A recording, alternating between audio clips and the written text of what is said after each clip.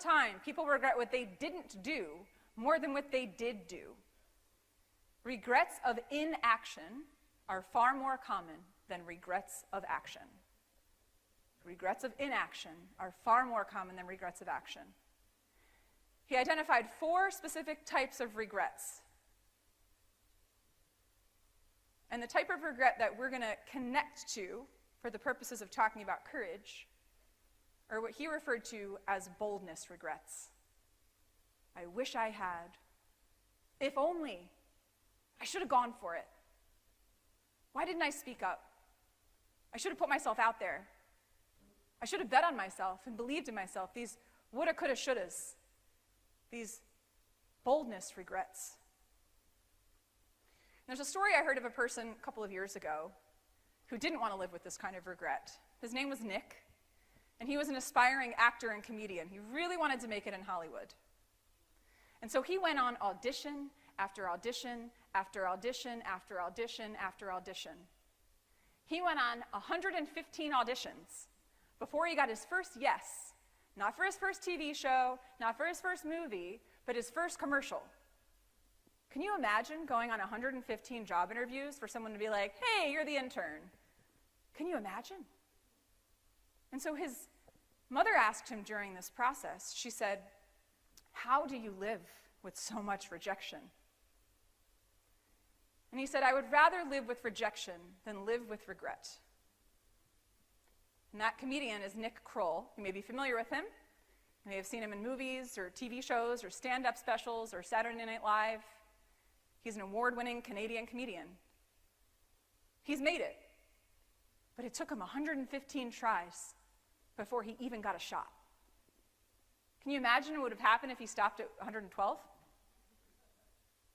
But we do that, don't we? We stop because we think, oh, I don't know if I have what it takes. I've gotten too many no's. I don't know if it's worth it. Instead of keeping going and going and keeping moving forward and trying and putting ourselves out there. The reality is this. There are people less qualified than you doing the things you want to do simply because they decide to believe in themselves, period. That's it. They could be less qualified than you, but they're doing what you want to do because they decide to believe in themselves. That's it. And as we close, I want to share a story about a moment where I really connected to a sense of fear in myself. And I also decided to make a decision that changed my life. So as I mentioned, growing up, I was terrified of singing in front of people. And I came back from a semester abroad in Spain, and as was mentioned, new experiences can help us unmute ourselves. I came back from a semester abroad in Spain. And I had this new lease on life. I felt awakened and alive. It's such a vibrant culture over there. And I tried out for a solo in the gospel choir. I was in gospel choir in college, and you didn't have to try out to be in the choir. It was like an equal opportunity choir where whether or not you could carry a tune, if there's 80 people singing, I mean, who really notices if someone's a little off key? But I wanted to try out for a solo, and I tried out for the solo, and I stood on stage, I got the solo, and I was going through a professional speaking training at the time that I had drained my savings account to do because I knew this is the thing that I wanted to do with my life. And I'm telling my story to my writing coach, and I said, when I get to the point about telling the story, should I sing on stage? She's like, you're telling a story about finding your voice and unmuting yourself and singing. Yeah, you should probably sing on stage. And so I'm in the course with 80 people from around the world. I had one master class that was a small group, and I did the little bit there. Then we get to the end of the day. 80-some people in the room, all the instructors, vocal coaches, performance coaches, people that are otherwise a bit intimidating. And this particular group, Michael is the guy that runs the program, and they don't like to have any dead space, no dead air. And there was something that wasn't working with technology. And so they needed to buy time. So Michael looks around the room, and he says, where's our singer? So I look around the room, and I think, oh, they brought in a singer. That's really cool. And then you know when things happen in your life in slow motion? Like in slow motion, I heard him say, where's Rachel? As I'm trying to not look into his eyes. And he sees me in the second row. He goes, Rachel, sing for us. Oh no. This was not part of my plan. So I get up, and I am shaking, noticeably shaking. And I was like, what do you want me to sing? He's like, just do what you did earlier. Just did that gospel bit. So this is the song that when I stood in that empty chapel in 2005 and let the little girl who stood in that closed-up room with those two big headphones, who was terrified to let anyone hear her voice, in that moment, when I was called to courage, instead of staying seated, I chose to rise. And this is what I sang. This morning when I rose, yeah, I didn't have no doubt. This morning when I rose, yeah, I didn't have no doubt.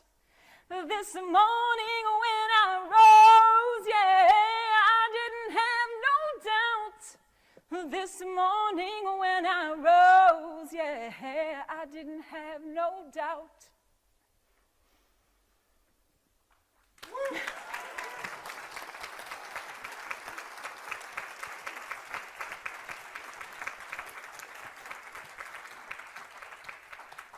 Thank you.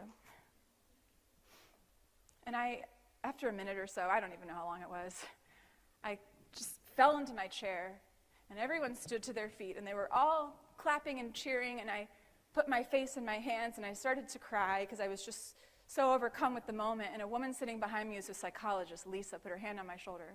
She said, what's this about? What's going on right now? And I said, I feel overwhelmed. She said, overwhelmed is usually a negative emotion. Could it be something else? And I said, I just feel so loved. It was in that moment that I made this decision to step forward and to say, I am not muting myself anymore. I am letting the fullness of who I am show up. And I'm letting that person have a voice because she deserves to have a voice. And all of you have something in you like that. You have a voice in you that deserves to be heard, that is worthy of being seen and noticed and celebrated. Every single one of you has that inside of you. So the next time you're tempted to let doubt dictate what you do, remind yourself to say, no, that's a thing of the past. I'm going to choose to believe in myself in this moment, and I'm going to let myself be unmuted.